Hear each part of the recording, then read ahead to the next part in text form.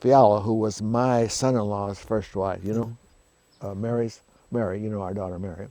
Yes. Well, Mary married Fiala, and Fiala's first wife was going to Cal Poly to give a talk to a bunch of women on something, I don't know what. And they were standing out in the hall, and several women were talking, and one woman said to her, Mrs. Fiala, do you know you have a booger on your nose? Oh. And she told me the story. She said she immediately became angry. And then as she got to thinking about it, she thought, what a wonderful thing that girl had done to her, to tell her that her nose was not clean. Because she'd have gone in there and these kids had all sat there and they thought, when's it going to fall off? Is she going to put her finger in it? Is she going to get it all over her face? And they wouldn't have heard a thing that she said. So it was a great, great favor. It's a real friend, actually. Yeah, a real friend, a real friend. But sometimes it's hard to take it. Story, and I'm going to tell it real quick because I know he's ready to go. I was at a conference, and I was walking behind a woman who had a skirt that tied, you know, wrapped around and tied, and apparently it had untied. So the whole back end of her was just open. No one had said a word to her. So I walked rapidly up to her, and I came too close to her because I wanted to say it quietly, and I came up behind her and I said, the back of your skirt is coming open. And she backed up and she said, excuse me, but do I know you? And I said, no, you don't. And I smiled at her, and I just kept going. And then it was a very full hallway, and I just kept going to my next session.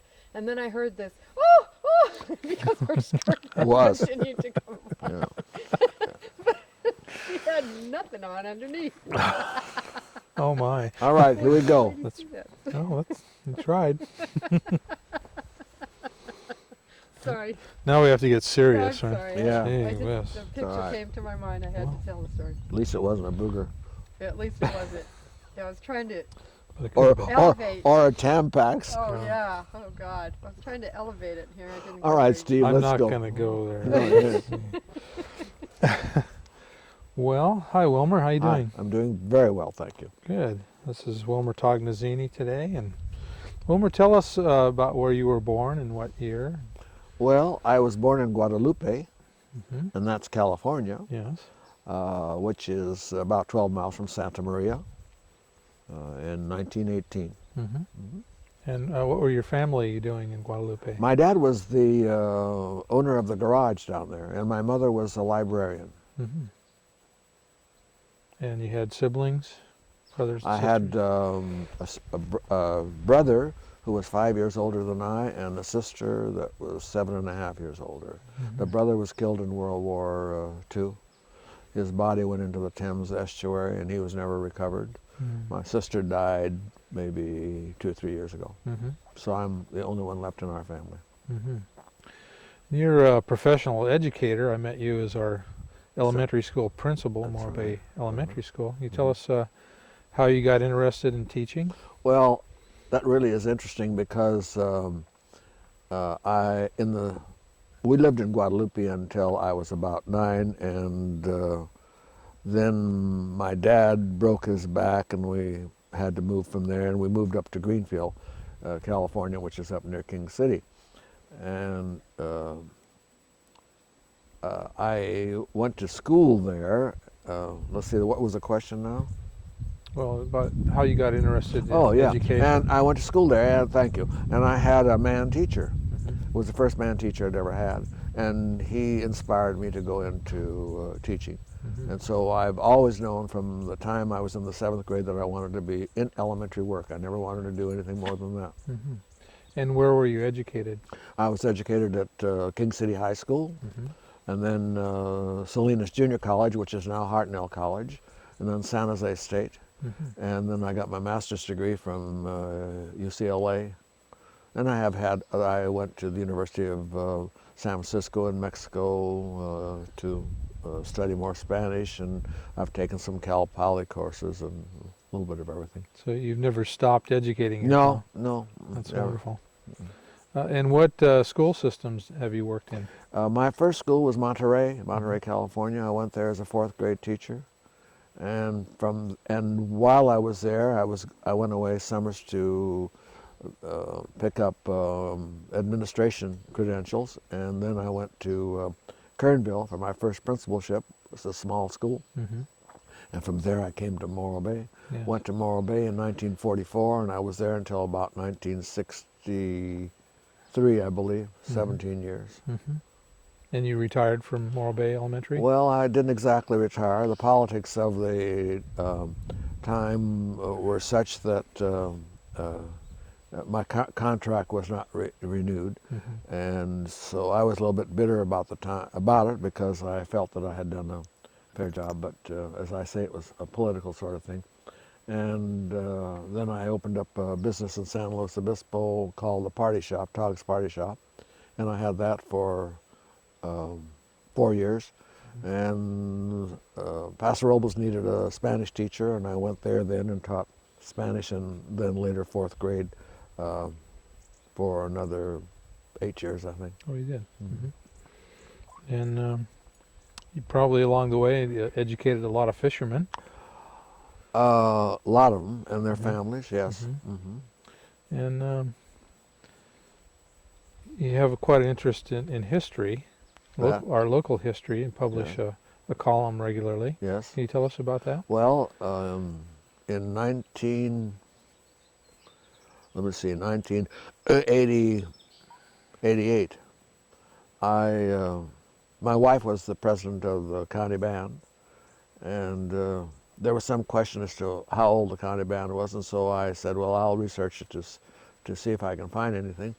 And in so doing, I fell in love with the research of the county history. Mm-hmm. And because I liked it so well, I wrote to the editor of the newspaper and suggested a column, and he picked up the idea immediately, and I started writing the column in 1888, and have done so ever since. I have 15 books varying from 1888 to 1902, and I'm working on the 1903 book now. Uh-huh.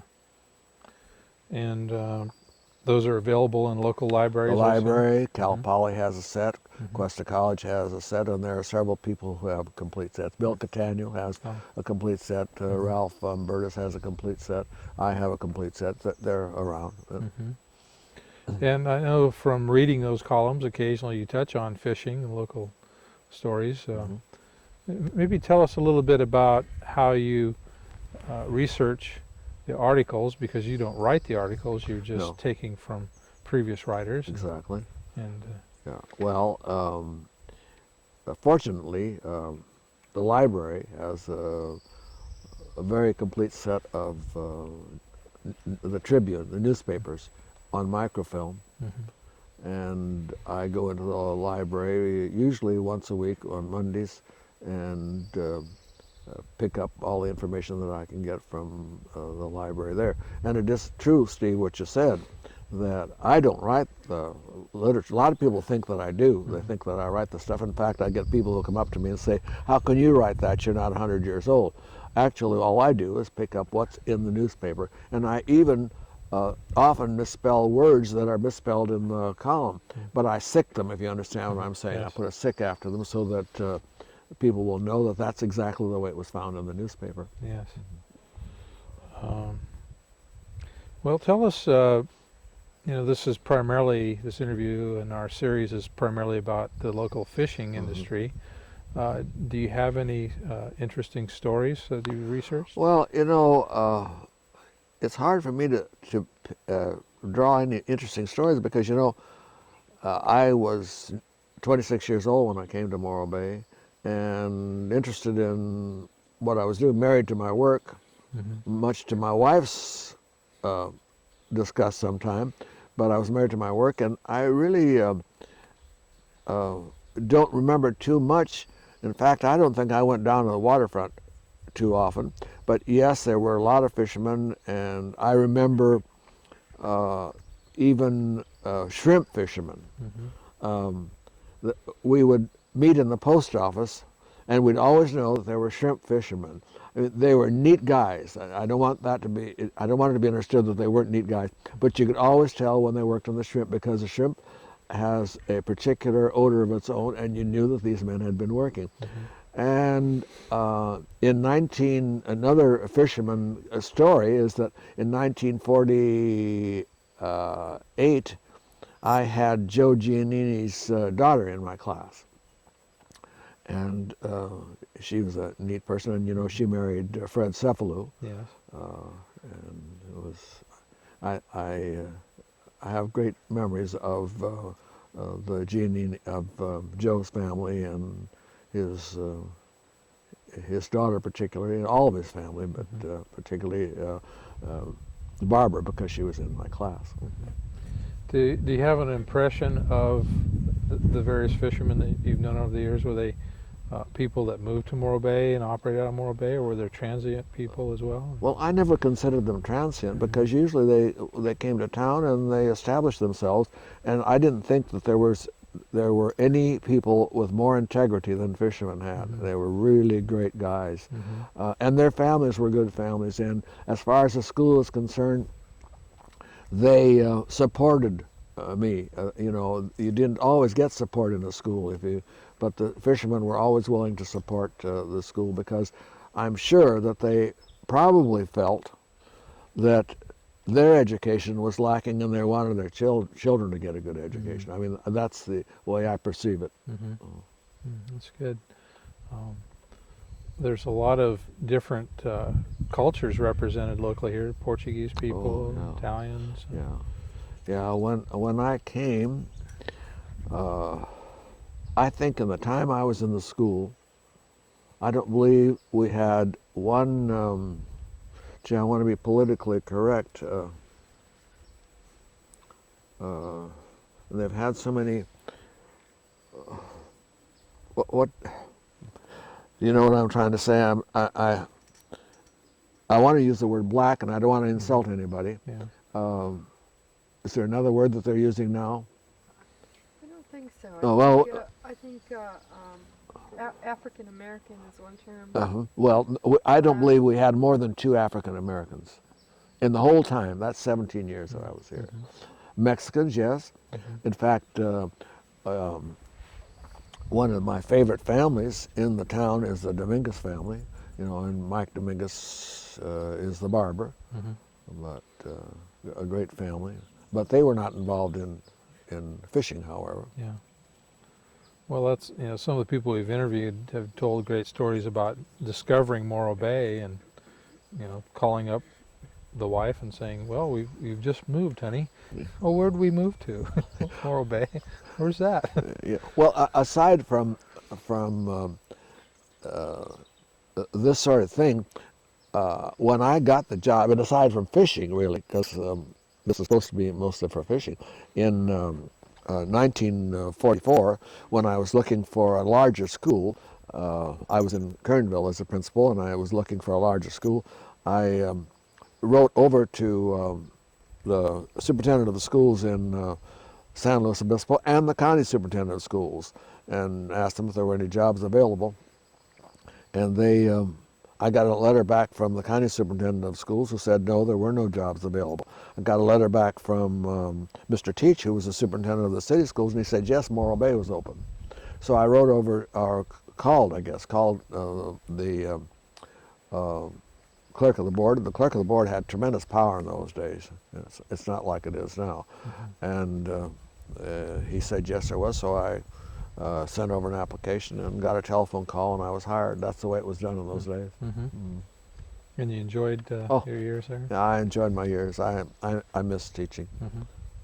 How do you feel about the proposed closing of Morro Bay? Oh, I think that's a shame. I think it's a rotten shame, and I think there other things can be done. I'm positive. I would like very much, if I had the money, I would like very much to open that as a private school.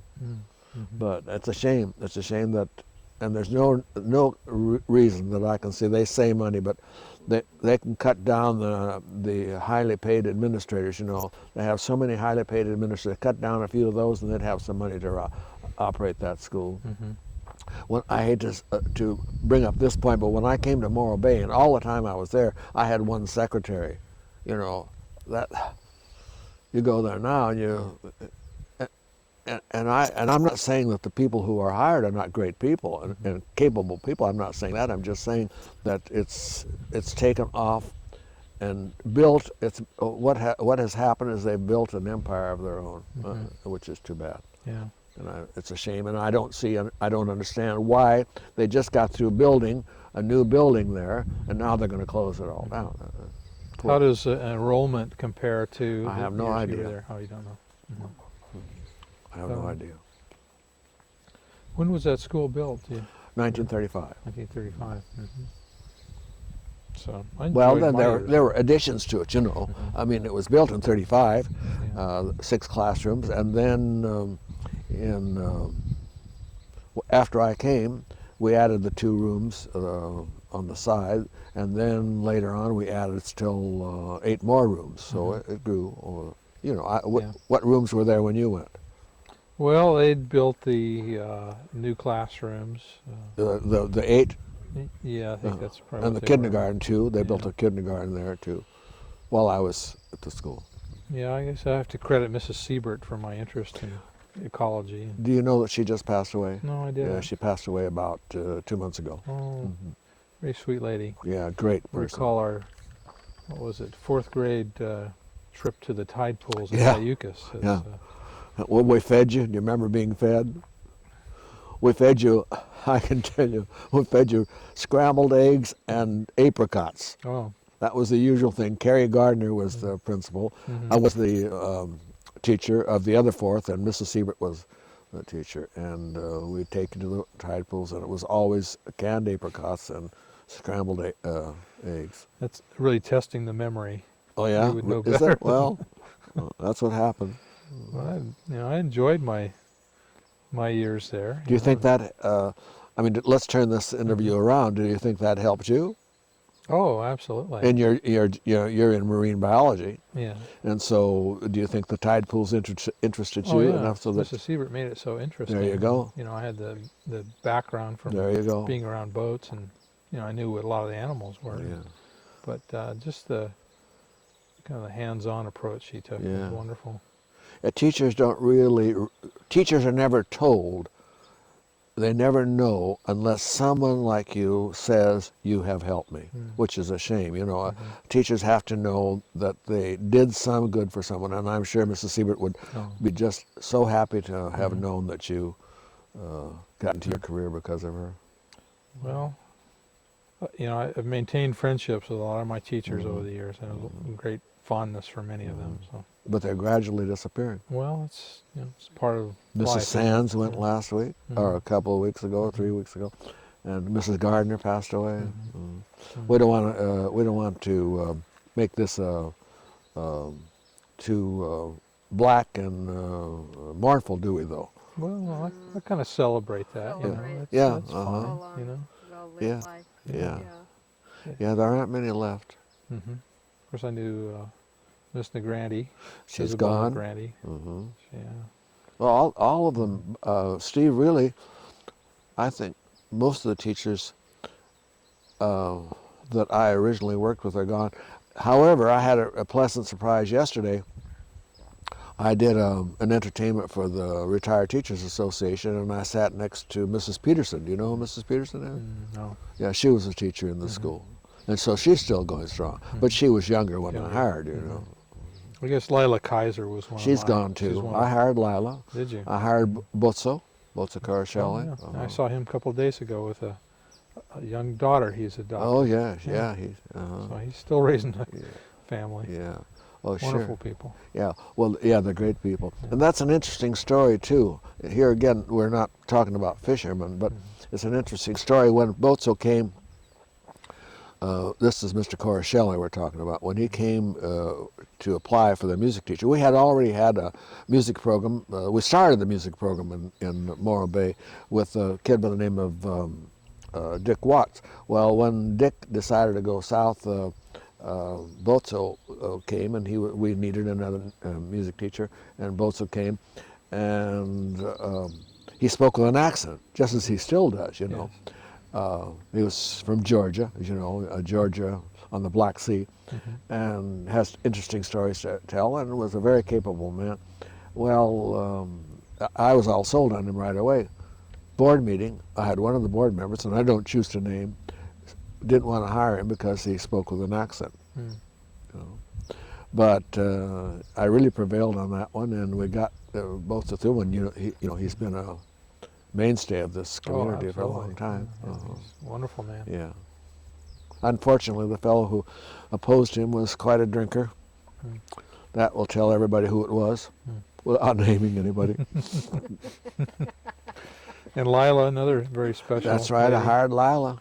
Mm-hmm. Yeah, Lila came, and she had been working in Los Angeles as a nurse, and she came, and she only wanted part-time work, and so we were in the mood for a nurse at that time, and we hired her, I think, just for 2 days a week at that time, and then gradually the system grew, so we needed more help, and the PG&E came in, which gave us more money, and we were able to hire Lila for a full-time nurse. And she was one of our first city council. Yes, she people in was. Morro Bay. That's right. After she retired, I think. And a wonderful park named after her. Yes, Lila was a great person. Yeah, she was. If I could ask, so kind of what I, after learning about your work and the time you've spent in looking so deeply into the history, that very early history of Morro Bay, and I think I added up here that you've approximately covered about 14 years. 15. 15 years? Yeah, 15. I have 15 books in the library Okay. from 1888 to 1902. So if you, thinking about what you've learned going through those newspaper accounts of the early development, the early settlement of the coastal and waterfront area, what do you characterize about that as a community, and what's your perspective on the way the community itself formed? Well, there was not much Morro Bay. There wasn't a Morro Bay, excepting for a few houses 100 years ago. Most of the activity was centered around San Luis Obispo and all these little places on the outside. And every little place had what they called a representative, and they would send the news in, and it would be published. But for example, even what's the area on top of the mountain called? See, I'm having a senior moment. Anyway, the point is that all these small areas, very small areas, sent in news, and then that's the news that I pick up. And so if you wanted to, if you could tell someone, looking at just Morro Bay, the Morro Bay area, if you wanted to tell someone, what were those initial efforts, and how did the town itself, the inklings of this town, begin to take shape and form? I mean, was there a focus around the waterfront area at all, or was it really agricultural in nature, or how would you characterize it? What was the feel of that community? There were dairies, several dairies. Now we're talking about the area, not the specific town. There were dairies. They made butter here. They sent eggs out. Abalone. I just now typed, the abalone fisherman would like this story. I just finished typing a story, 1903, on the starting of an abalone factory in packing plant in Cayucas. So the abalone fishermen were here. I also have a photograph that I picked up on the net of someone in, I believe, not in Morro Bay, but in Oceano, with the biggest fish I've ever seen in my life. Gigantic fish. I mean, it's taller than the man. What would it have been? Bluefin or? Well, if it was a tuna or giant sea bass, maybe. I think it was a sea bass, but Because they get up 400 or 500 this pounds. is huge. This is huge. Yeah. Beautiful fish too. Yeah. It was a photograph, and I made a copy of the photograph. So what were the first businesses that actually showed up down? Well, you're talking about a time when I wasn't here, you know. Well, yeah, but I mean, I'm trying to think. yeah, I'm sure that the businesses that were here were the businesses that were essential to live, which would be a grocery store, a church, and I hate to think of a church as a business, but nevertheless, the church was here, and the Presbyterian Church was built about 100 years ago. so that would make it about, let's see, so around the turn of the century. Yeah, and as far as the most necessary thing, the mortuary was in San Luis Obispo. Let's see, what else do you need? When did the first school go in? I have no idea. There's a good question. Yeah, that's something that you could research and find. I have no idea. So the articles that you focus on, what's the nature of them? What fascinates you? What captures your interest in you that you connect to the current day community? Well, anything. As I study the material, I think to myself, will people be interested in this article? Will they be interested in seeing? For example, just as an example, I'm interested in music. Last year, when I was doing the 1902 book, I found that John Philip Sousa had been in San Luis Obispo. To me, that was absolutely fascinating. I mean, to me, it meant that San Luis Obispo had enough attraction to bring John Philip Sousa, who had a 60-piece band, and two people, one was a violin player and one was a singer, I think, that he brought to San Luis Obispo, and they performed at the pavilion, what was called the Pavilion. Now, the Pavilion was a big performing building, like the Performing Arts Center in San Luis Obispo now, on the corner of Toro and Monterey.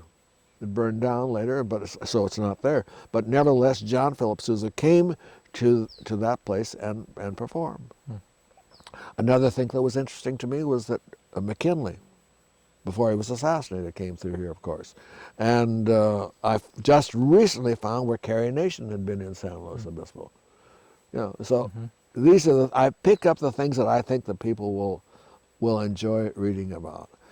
Picked up the story about an onyx mine in Kessler, in the Kessler mine in Arroyo Grande.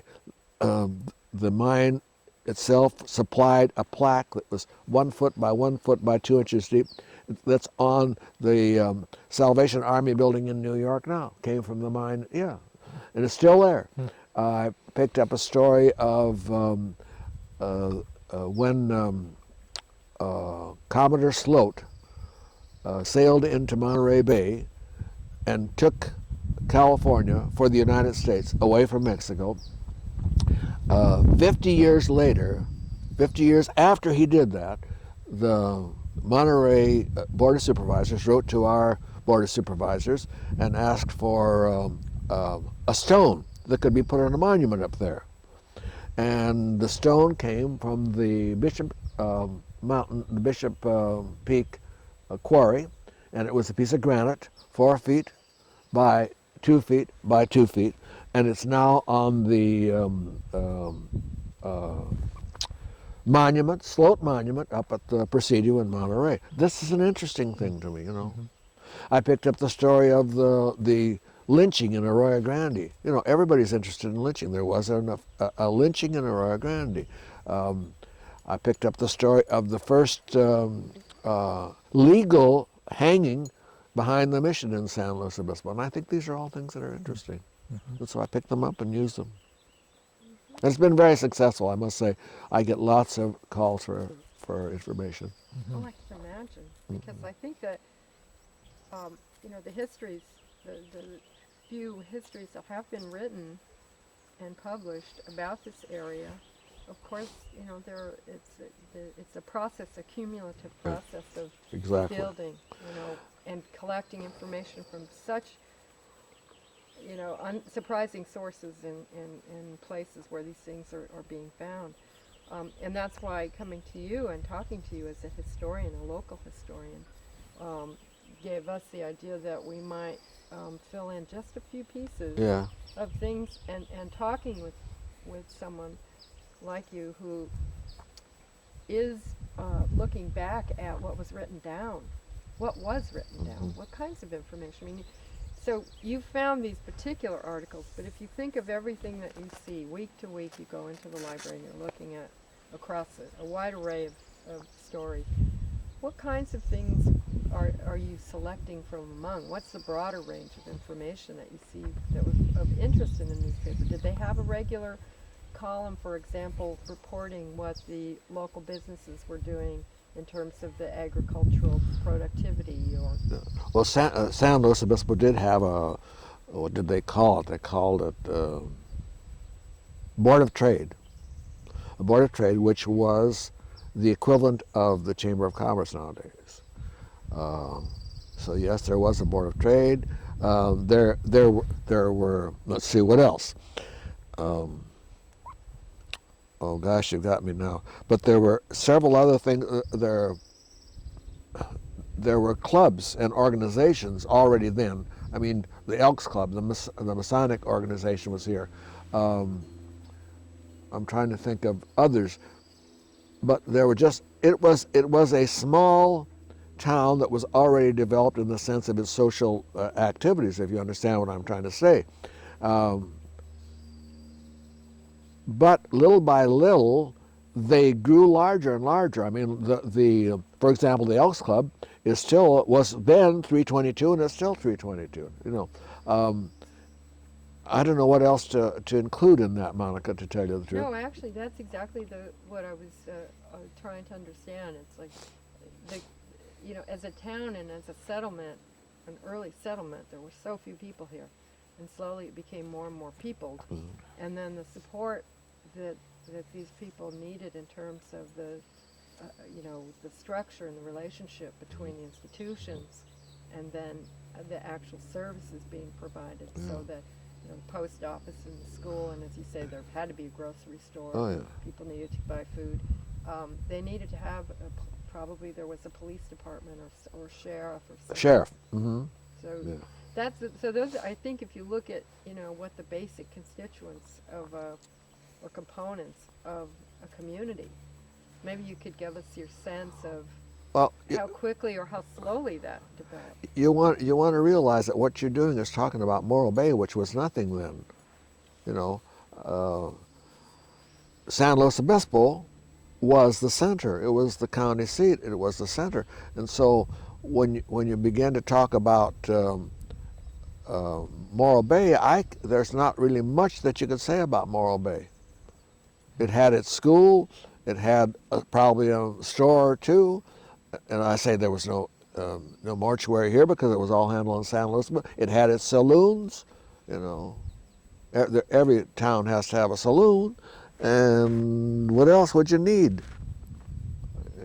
It's kind of the era where Port St. Louis was more essential to the coast, and San Luis Obispo than Morro Bay was. Morro Bay is kind of a later development in the 1930s. Well, and Cayucas too. Yeah. Cayucas was more important than San Simeon because the boats used to sail in there.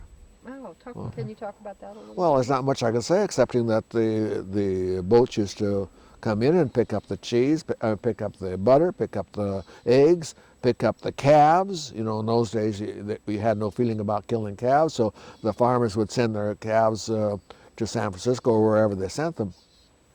But we have to remember too that originally, when I first started the columns, originally there was no train.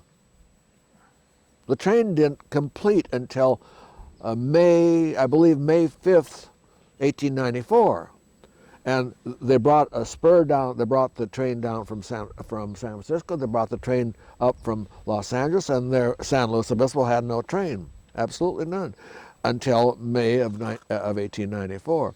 And then they closed that off. Well, when they did, they could send things by train both directions, and they could connect to the transcontinental.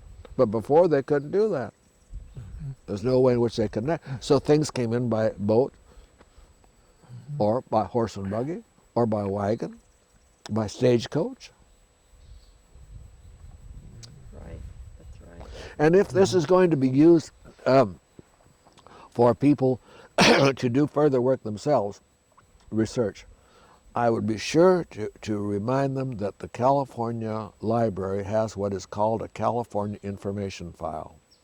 And the California Information File is in microfiche, not microfilm, but it's in microfiche. And there's tremendous amount of materials in the they call it the CIF, California Information File. And anybody who's doing research should by all means go there too. Besides the newspapers are a wonderful source. Another thing, my books and the newspapers, because the material comes from the newspapers, are a wonderful source for genealogy. Anybody wanting to do anything in the way of vital statistics, marriages, deaths, or births, the books are full of all that material. Every one that, I'm not saying that I didn't miss some, because I may have, but you'll find the books just loaded with that kind of information, all the information you want. And what I'm saying is that people should realize that these resources are available to them. A lot of people don't. A lot of people say, "Where do you get the information?" Or I meet people in the library. They say, "Where can I find this?" They don't even know that there's a California Information File available. See. It's very important. So what I'm saying is that if this does nothing more than help people do their own research, it will have served its purpose. Yeah, I think that one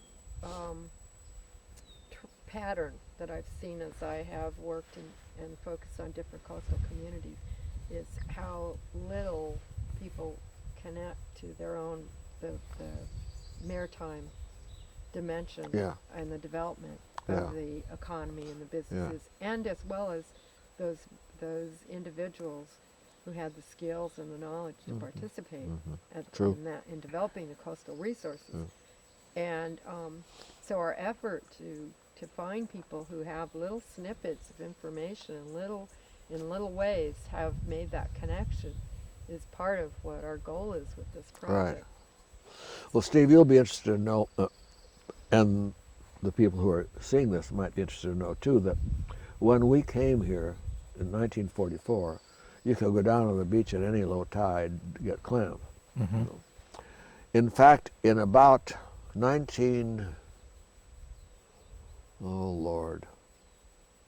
I'd say 1950 something, I can't tell you the specific time, but I initiated a program for the school. You may have remembered or may have participated, where we took the kids to Sacramento and San Francisco. Do you remember that story? Did you ever go? No. No. It was discontinued after your time, I guess. But we would take the children to San Francisco and Sacramento and spend 3 or 4 days up there showing them the sights, putting them on an elevator, putting them on an escalator, letting them eat in a cafeteria, going to watch them make bread, all sorts of things. Because these children were isolated, okay? Now, here again, I've lost the point I was going to make.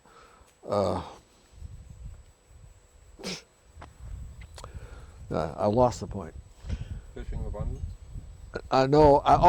We're talking about clams. We were talking about clams. Okay.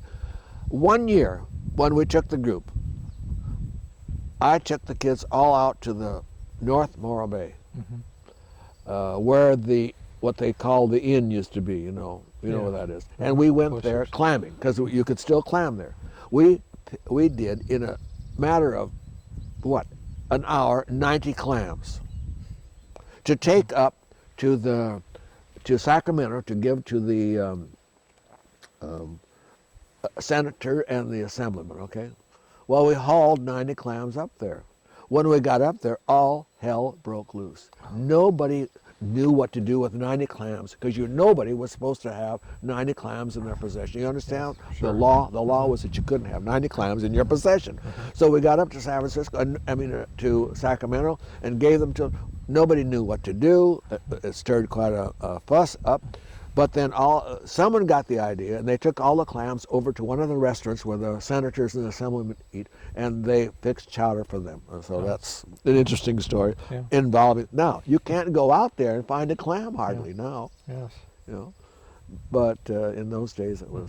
That's the way it was. That's one of the changes in ecology here. And, absolutely. With the return of sea otters, and you don't have clams and abalones in the abundance that we had before. Well, having grown up in Guadalupe, remember, my father just loved to come up to, and this is not Morro Bay, but he used to love to come up to Oceano, and we would go clamming, or he would go surf fishing. And the clams are easy to get. You come up in the right tide, you could get a clam anytime you wanted to. And my dad used to tell stories, and I'm sure he was right because he lived in the area all of his life, that where the clams would be dug up and thrown on a wagon and taken to feed the pigs. Oh. You probably have Yeah, heard that's similar true. stories. Yeah, apparently true. Yeah. Or But, chickens. You know, personally, I think we lost quite a lot as far as our family activities went. When I was a youngster, everybody had clams and abalones. Absolutely. And it was the kids and the grandparents and everybody out on the beach in a low tide. True. And it was wonderful. Yeah, well, even in the time I came here, you know, things have changed and the laws have changed. When I first came here, Chad Horton was alive. Do you remember Chad? Yes. Chad had the marine supply, and I'm sure the fishermen will all remember him. Well, Chad and Addie and my wife and I became very good friends. And we'd go out, after school in the evening, we'd go out to the beach and light a fire and catch perch and you know, have a great time. You can't do that anymore. They won't allow you to light a fire on the beach, you know. Yeah, I think we've lost quite a Oh, we lot have. too in giving up those resources. Yeah, we have. For the reasons that you know, occurred. And incidentally, my favorite fish is perch. Oh. But I learned that from my dad. We used to catch the perch with a pole that had to be tied to the side of our car and stuck out on each end like 4 feet on each end. And drive onto the beach and right onto the beach, and this great big with a reel that well, you know, the reels today are so sufficient. This was just a round wheel with aluminum sides, maybe you know the kind, with just a wooden handle, and he would toss this out, and we'd get our perch there. I never caught anything else but perch. yeah. Was there other fishing that you liked? Did you fish salmon at all? No, No? I never did. No? They say there were salmon in this creek, by the way. I suspect there were. Yeah, but I don't think there are any salmon anymore.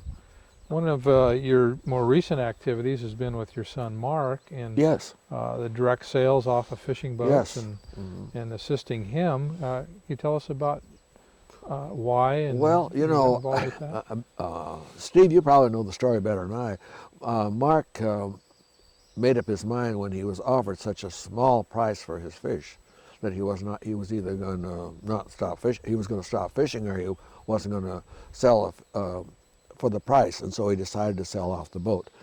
And he had tremendous troubles. He had to go to the board of supervisors and get permission to continue to do this, and the health department. You know, Mark is as clean as anybody can ever be on a boat, and he started this what they call direct sales off the boat, and he's been very successful. But you've been part of that.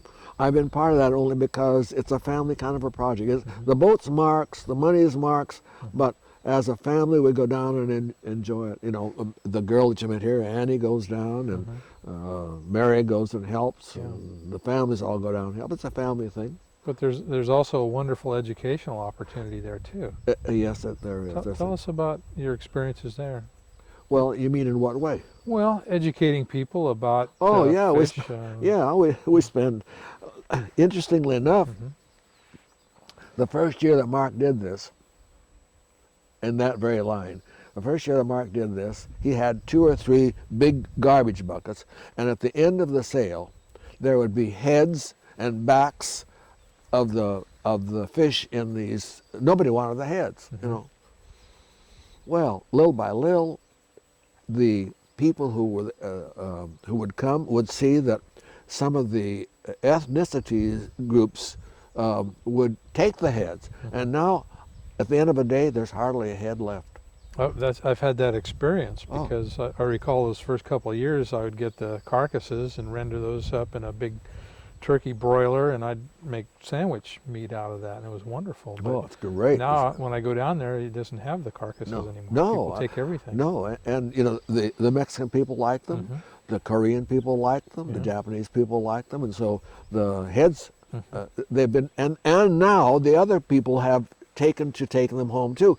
And we often tell them, if you take them home and try them, and if you don't do anything else but put them underneath a rose bush, you know, that's good too. what you're doing is putting it back into the environment. Yeah. Well, that's, I recall people wanting only steaks initially. They wanted little pieces, and now it's not uncommon to see people taking 2 and 3 fish. Well, and I'm surprised too, Steve, that originally I think that most people wanted steaks. Now they're taking the fillets. And I think it's a matter of becoming educated in a different way. I don't know. Well, that's, you know, I'm very interested in that aspect of fishing. There's so many fishing organizations that are nonprofits, yet they're not really utilized properly, in my view, to promote education and problems of the industry, not just to dwell on the problems, but solutions as well. You probably encounter that with talking with people while you're we do. You're preparing fish, and it's the misinformation that abounds. It's an interesting thing to watch, and it has been an interesting thing to watch. And I know that there's been a movement against Mark, against that, not against Mark as a person, but against the system. But I can see that it's done nothing but good for the community. Well, I've supported Mark on virtually every I know that. time that a problem has been encountered. You know, he's used, I think this is important too, he's used modern technology, not only on his boat, but to interest the people. And I'm sure you know that he has an email list of almost 1,000 people. And he's been complimented by the Board of Supervisors for using that. The greatest amount of emails on any issue. Once in a while, he does get for this last business with fishermen, with Harbor, what was it? Advisory Board. Harbor Advisory Board. They did get one letter from somebody down in Oceano or Pismo, someplace, that said that he was taking advantage of people. It was a kind of a mean letter, and the person said, "I'm going to be there to object." Well, the person didn't show up, so if you're not brave enough to show your face, and you know, you shouldn't complain. Yeah. Do you have any opinion on the future of fishing here? I mean, we've watched how things have evolved over time. The unfortunate thing, as I see it and as I hear it, is that they're establishing so many laws that the fisherman is going to be without any fish to catch if they continue with the laws.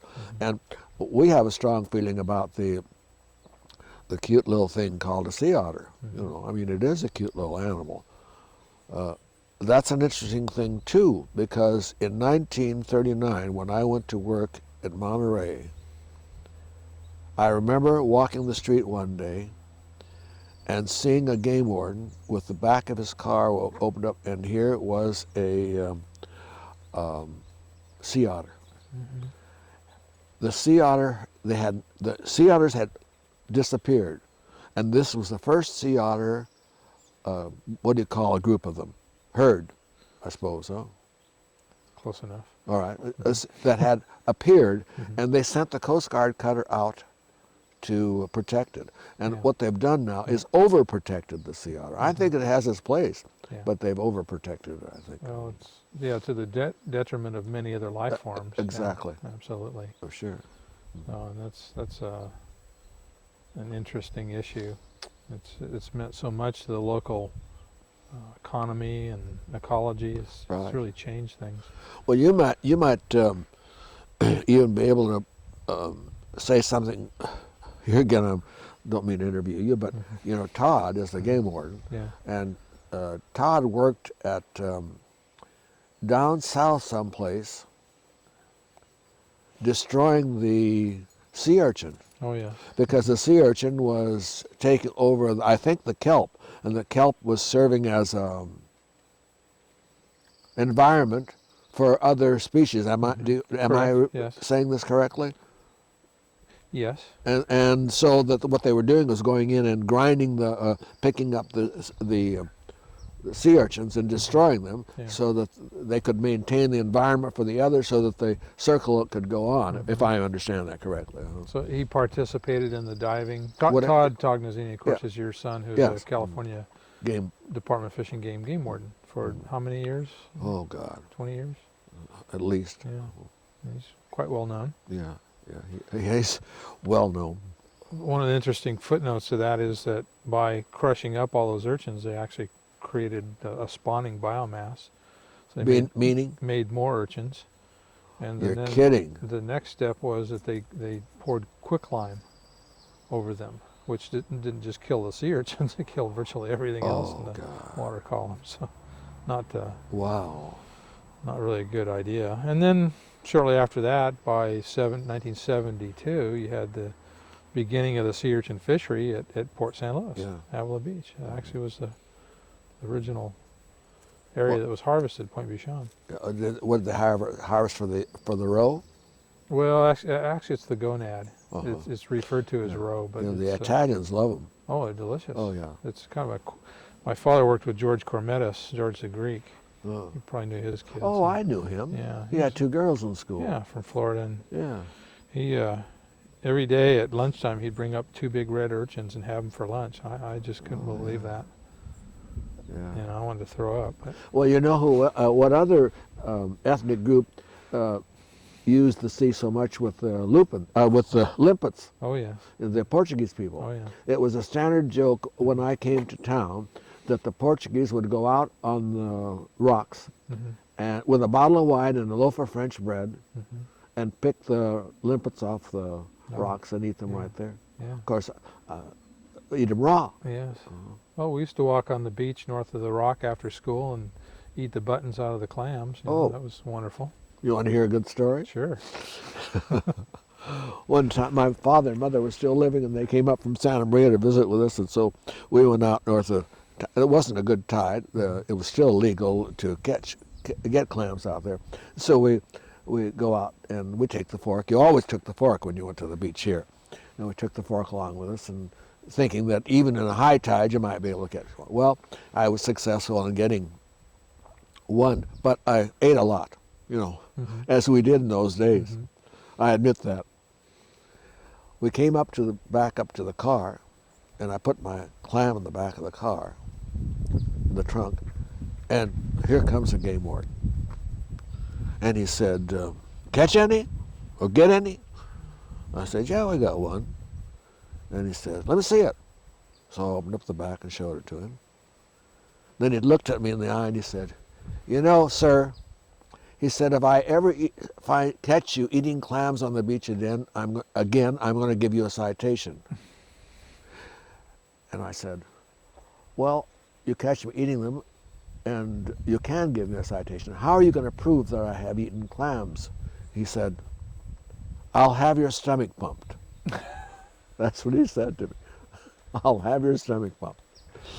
Oh, we used to eat our share of clam. But you know, the few that you can eat, it's the people that destroy the clams because they don't put, when they would dig them, they would not put them back into the water, you know, they'd just leave them to wash out. And, Yeah, there was a mortality Yeah. associated with that. But again, that gets to me, it gets back to education. yes, it is. And there was a lot of very good effort by Fish and Game to educate people. Yeah. I have a number of flyers and things that they put out over the years. So is it true that your son Todd, the game warden, actually gave his mother a citation?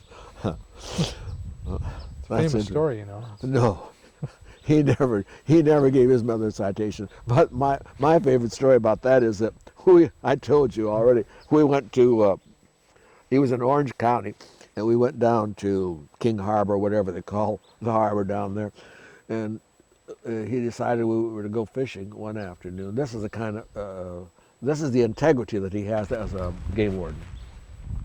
We decided we should go fishing, and we agreed that we'd go fishing with him. But he was the only game warden, you know, in the area, the only game warden, and we were going to be out for 2 hours, that's all. And he could have closed his eyes, you know, he said, come on, Mom and Dad, let's go and fish. We had to go buy $6 licenses to go fishing with the only game warden in the area. You know. Well, So that's a that's measure of his integrity. yeah, that's the way that Todd is, though. Mhm. That's the way he is. Yeah. I told you another story that I think is interesting. That we were at a 80th birthday, several weeks ago, in Cayucas, and so we sat at this table with there were 3 men and their wives, and my wife and myself, and we had name tags, Tognazzini. And the lady next to me, I had known, as I told you, and I said, "Are these men hunters?" And she said, "Oh yeah, they're great hunters." So I leaned across, and everything had been cool. I mean, I could sense that there was not a warmth there, that something was wrong, but I didn't know what it was. Mhm. And I leaned across to these men finally, and I said, "Tell me, why is it that not one of you has asked me if Todd was my son?" And then I told you, all hell broke loose. It suddenly broke, the ice was broken, and we had a great time from then on. See? And then one of them did ask my wife if it's true that she had been given a ticket and all the kind of stuff that connected with Todd. I love those stories. Yeah, it's a great story. Yeah. What's the strangest thing that you've seen in all your years in Morro Bay? You have anything that really stands out? Unusual? Strangest. The strangest thing you might have ever seen? Strangest, when you say that, I can think of the saddest thing I ever saw. Would that help? Well, your choice. The saddest thing I ever saw was a child lying on a couch that had hanged himself. Oh. The Petties, do you remember the Petties? Mm-hmm. Let's see, there was the Petties and the Moody's. Petties, this was the Petty child. Mm-hmm. The Petties were living someplace on the way out to the golf course, and they had a tree in their yard with a rope on it. Do you remember that story? No, I don't. And this boy had climbed. They used to swing on the rope, and the rope got caught somehow or other up in the tree, and he climbed up and got the rope out, but he fell, and as he fell, the rope wrapped around his neck and hanged him. That was, to me, a very pitiful thing. Mm. So it wasn't intentional. It was just No, it wasn't intentional. No.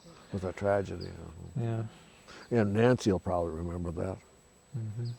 because she, I think, was perhaps well, she might not remember it. She may have heard it told, because I think she was probably about the same age as that kid. Mm-hmm. How old was? Well, he was like, I'd say 6. Oh. But I can't think of anything strange. The strange thing is that they hired me here. Well, you're quite a dashing young man, Oh, if yeah. I recall. And Yeah, yeah. yeah.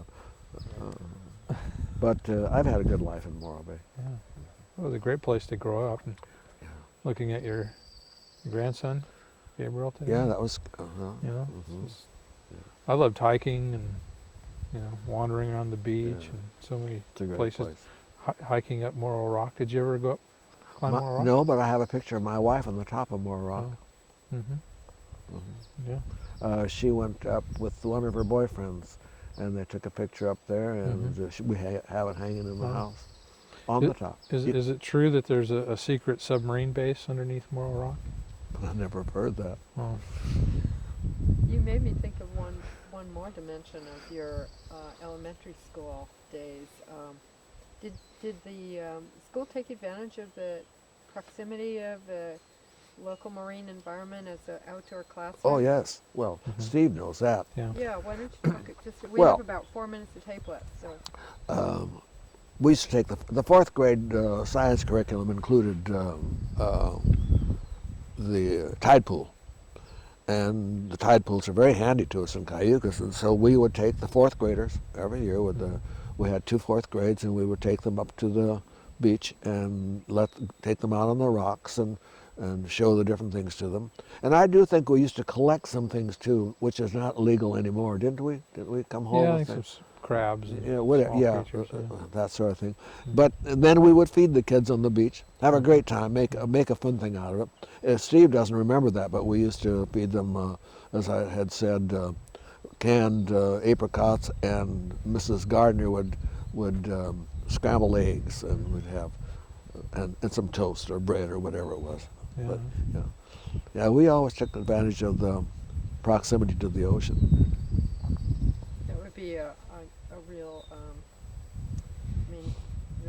hearing Steve talk about how families spent a lot of their weekends out there, probably the recreational time out there. Yeah.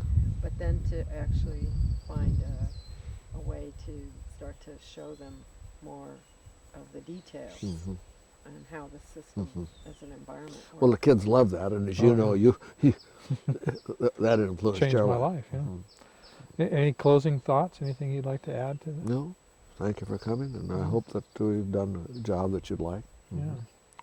I'm not sure we've covered anything that you wanted about fishermen because I don't have much to say about Well, fishermen. we'll find a way to add you to Yeah, the story. okay. No, actually, as I said, it's a process of trying to understand what kind of information we have in our own community from folks who have different experiences, different points of view, and different ways of understanding and explaining this place we live and the community we're in. Well, when you put it all together, you'll have a great story, story of the area.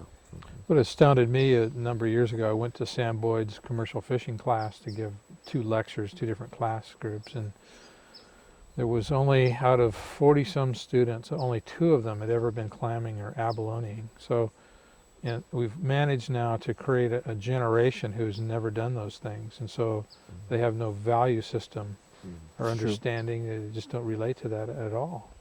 A beach activity now is a quad runner driving around the sand dunes. Yeah. It's not the family experience. But that's not so unusual, Steve, because, for example,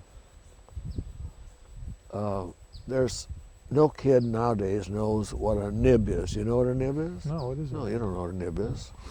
Do you know what a blotter is? A blotter, yeah, for Yeah, when but you're writing. and nowadays you have ballpoint pens. Yeah. In our day, every desk had a